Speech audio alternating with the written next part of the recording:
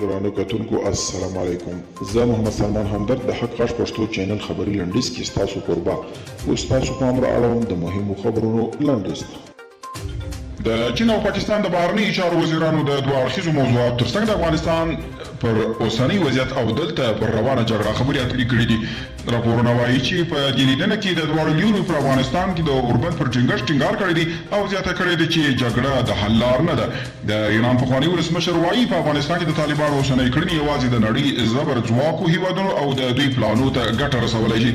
محمود احمدي نژاد په خپل یوه تازه مرکه کې ویلي واک ته د رسېدو لپاره طالبانو اوسنۍ کړنې د منلو نه دي او افغانستان به د جګړې په ډګر بدل کړي. د پاکستان د ملي امنیت سلاکار ادعا کړې چې د هند له افغان خاورې څخه وسلوال د ترهګریز کړنو لپاره پاکستان ته اړوي. موحد یوسف له هندي رسنیو سره په خبرو کې زیاته کړې ده چې هند باید د نورو په چارو کې له لاسوهنې ډډه وکړي ځکه چې دا چاره د دواړو هیوادونو اړیکې نورې هم ترنګلې کولی شي. او دا راپورونه له مخې د روسیې دفاع وزیر سرګي شویګو له خپل تاجکستاني سیال سره د خبرو پر مهال ویلي د افغانستان وضعیت د اندېښنې وړ دی نو ځکه له دغه هیواد سره پراته هیوادونه باید د خپل امنیت لپاره اقدامات ډیر کړي.